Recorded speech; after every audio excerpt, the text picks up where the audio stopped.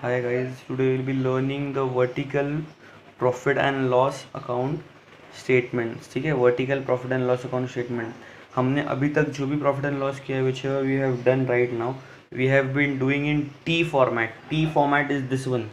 ठीक है, this one is your T format. ये हमने पहले किया हुआ है, which had opening stock, purchases, direct expenses, etc., sales, office expenses, different things.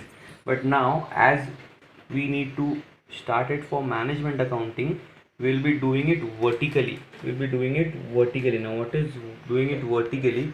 So हम लोग को एक अलग से फॉर्मेट सीखना है जिसमें हम लोग P&L के ही आइटम्स लिखेंगे, लेकिन उसको वर्टिकली सॉल्व करेंगे. जैसे कि P&L में क्या क्या आइटम्स होते हैं एक बार देख लेते हैं.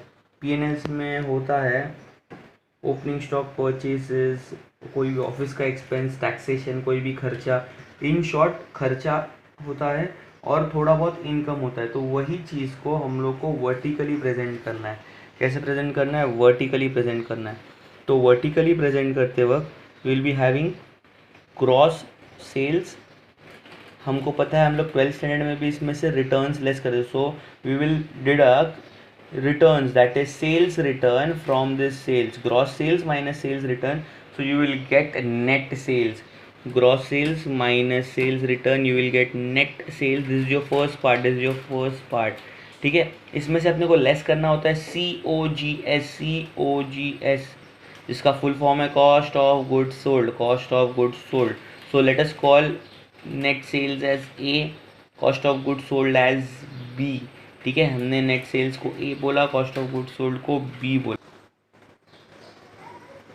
Okay, so will call net sales as A and cost of goods sold as B. ठीक है, now what would be included in cost of goods sold?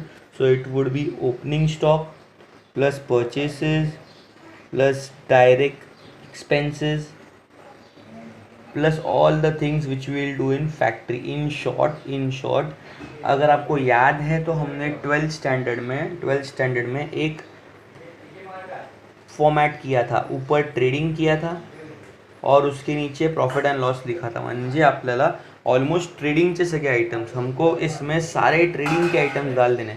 जैसे कि ओपनिंग स्टॉक, परचेसेस, उसके बाद कोई भी फैक्ट्री का खर्चा, कोई भी डायरेक्ट एक्सपेंसेस, और अपने को इसमें से लेस करना है क्लोजिंग स्टॉक, लेस करना है सेल ऑफ स्क्रैप. ये सब ऐड होगा opening stock, purchases, factory expenses, direct expenses, direct materials and all, depreciation on factory building. मतलब फैक्ट्री के सारे आइटम्स लेस हो गए, ऐड हो गए. ये सब ऐड होने वाले हैं. इसमें से लेस करना है closing stock and sale of scrap. तो ये सब करके आपको बी पार्ट मिलेगा. उस बी पार्ट को आप बोलोगे कॉस्ट ऑफ गुड्स सोल्ड. अब अपने को चाहिए ग्रॉस प्रॉफिट, जिसको मैं बोलूँगा C. ये कैसे निकलेगा? A माइनस बी करके. A माइनस बी मतलब सेल्स में से जब COGS को माइनस करोगे तो ग्रॉस प्रॉफिट निकलेगा. इसमें से आपको लेस करना है डी पार्ट होता है ऑपरेटिंग एक्सपेंसेस. ना व्हाट इज ऑपरेटिंग एक्सपेंसेस? 3 तरीके के ऑपरेटिंग एक्सपेंस होते हैं. हमने SY में आके खर्चों को 3 पार्ट्स में डिवाइड कर दिया. एक मतलब फैक्ट्री के खर्चे, जिसको हम लोग बोल रहे हैं COGS. एक मतलब ऑफिस का खर्चा, ऑफिस एंड एडमिन. एक मतलब आपके चीज़ों को बेचने का खर्चा, that is selling and distribution का एक्सपेंस. और एक मतलब उन चीज़ों के लिए बैंकिंग चार्जेस, अदर चार्जेस, मतलब फिनेंस चार्जेस. तो अपने ऑपरेटिंग एक्सपेंसेस कौन से है? तो O&A, S&D, finance, office and administration, selling and distribution and finance expenses. Office and administration, selling and distribution and finance expenses. ये हमारे पास जो है ये रहेंगे आपके 3 ऑपरेटिंग एक्सपेंसेस की लिस्ट हम लोग पढ़ेंगे. लेकिन फिलहाल हम लोग सिर्फ ओवरऑल फॉर्मेट पढ़ रहे हैं फॉर द फर्स्ट लेक्चर. ठीक है, first lecture on P&L. So we have 3 parts: office expense, selling expense, finance expense. This all will have a list मतलब इसके अंदर भी आइटम्स हो गए, वो हम लोग बाद में पढ़ने वाले. So when you have this A plus B plus C, you will get total operating expenses, जिसको हम लोग D बोलेंगे. अगर आप इसका ब्रैकेट देखोगे तो इसमें मैंने इंटरेस्ट नहीं लिखा है। इंटरेस्ट के खर्चे को छोड़ के बाकी सारे खर्चे मैं इन तीनों में बाइफरकेट कर दूंगा। ठीक है, सो अपने को जो भी मिलेगा, जिसको हम लोग ऑपरेटिंग प्रॉफिट बिफोर इंटरेस्ट बोलेंगे, या फिर अच्छे लैंग्वेज में EBIT, earnings before interest and tax. क्या बोलेंगे हम लोग? Earnings before interest and tax. इसमें से लेस होगा इंटरेस्ट, इसमें से लेस होगा इंटरेस्ट, तो अपने को मिलेगा नेट प्रॉफिट आफ्टर इंटरेस्ट या फिर अर्निंग्स आफ्टर इंटरेस्ट। ठीक है, नेट प्रॉफिट आफ्टर इंटरेस्ट या अर्निंग्स आफ्टर इंटरेस्ट ऐसे बोल सकते हो आप इसको। ठीक है, तो नेट प्रॉफिट आफ्टर इंटरेस्ट कैसे होगा? इंटरेस्ट माइनस करने के बाद। अब इसमें हमको दो चीज़ें करनी है, एक मतलब ऐड करना है नॉन ऑपरेटिंग इनकम, लेस करना है नॉन ऑपरेटिंग एक्सपेंस। अभी इसका बेसिक फंडा बता देता हूँ मैं क्या है। नॉन ऑपरेटिंग इनकम मतलब ऐसी इनकम जो once in a life time होगी या फिर रेयरली होगी। It is not on continuous basis.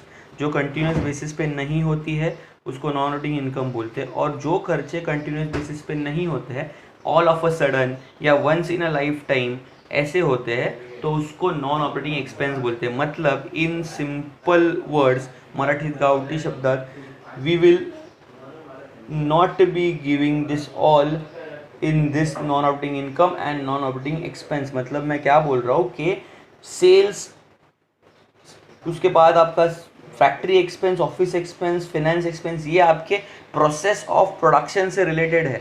लेकिन non operating income and non operating expense will not be related to any of this things. वो all of a sudden रहेगा। मैं एक दो एग्जांपल बोलता हूँ। फॉर एग्जांपल, आपका मेन बिजनेस है पेन बनाने का।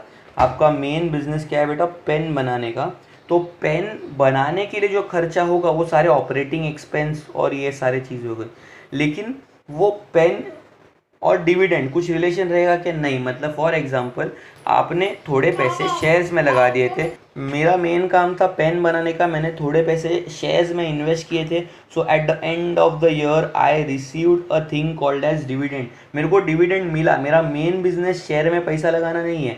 मेन बिजनेस क्या है? पेन प्रोड्यूस करना। तो पेन प्रोड्यूस करके उसको सोल्ड करके जो पैसा आएगा वो मेरे लिए मेन इनकम होगा। लेकिन ये जो डिविडेंड आया वो ऑल ऑफ अ सडन या वंस इन अ ईयर आया, जो मेरे मेन बिजनेस से रिलेटेड नहीं था। So I will call it as non operating income. Similarly, what are non operating expenses? For example, तुम्ही तुमच्या फॅक्टरीमध्ये आग लावली। अभी आग तो लगाओगे नहीं, वो गलती से लगेगा ऑल ऑफ अ सडन। तो लॉस बाय फायर आपके दिमाग में नहीं था, लेकिन ये हुआ, तो आपको आपका एक तरीके से खर्चा ही होगा। खर्चा बोलने से अच्छा आपका लॉस होगा।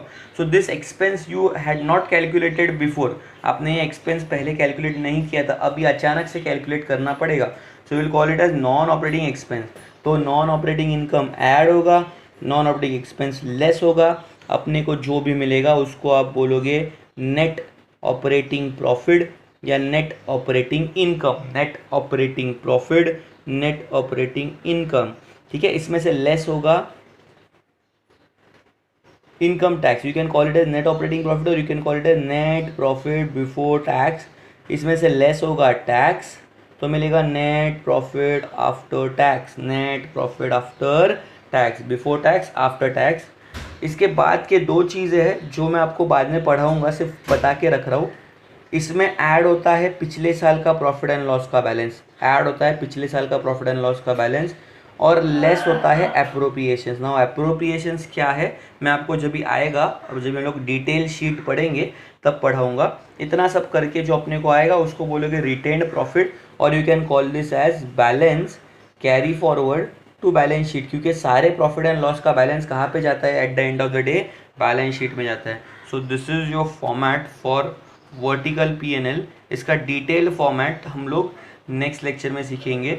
So please go through the format. I will be sending you the pic of this format. ठीक है, thank you for today's lecture. We will continue the further part in next lecture.